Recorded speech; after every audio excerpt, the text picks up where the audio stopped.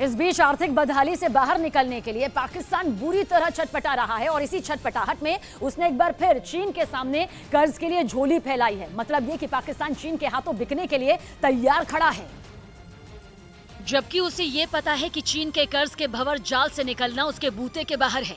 लेकिन पाकिस्तान के हालात इस कदर बिगड़ चुके हैं कि उसे ना चाहते हुए भी चीन के आगे झोली फैलानी पड़ रही है ताकि कर्ज के पैसों से वो अपनी अर्थव्यवस्था को पटरी पर ला सके।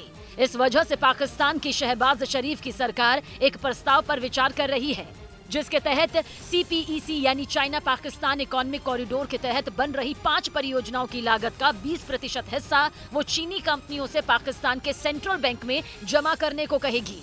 और अगर ऐसा होता है तो इससे विदेशी मुद्रा संकट से कुछ राहत मिलेगी, क्योंकि पाकिस्तान का विदेशी मुद्रा भंडार खत्म होने की कगार पर पहुंच चुका है और आर्थिक संकट से घिरे पाकिस्तान के पास ऐसा कोई उपाय नहीं जिससे वो अपनी खस्ता हालत को सुधार सके। इसलिए पाकिस्तान की सरकार ने चीन के CPEC प्रोजेक्ट के जरिए अपनी हालत सुधारने का प्लान तैयार किया है और दावा किया जा रहा है कि जल्द ही चीन से कर्ज लेने के उस प्रस्ताव को पाकिस्तान अंतिम रूप दे देगा।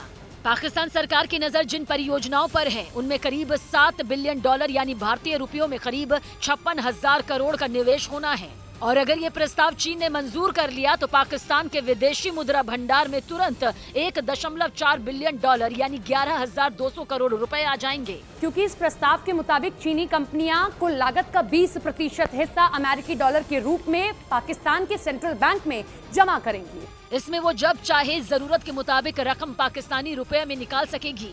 इस तरह इस रकम से चीनी कंपनियां अपने कर्मचारियों के वेतन का भी भुगतान कर पाएंगी, लेकिन वो डॉलर में रकम निकालकर देशों से बाहर नहीं ले जा सकेंगी। पाकिस्तान के अधिकारियों का कहना है कि चीन से पैसा मिलने के बाद CPEC प्रोजेक्ट के रुके हुए काम भी तेजी से आगे बढ़ेंगे, जिन्हें पूरा करने में अभी देर हो रही है।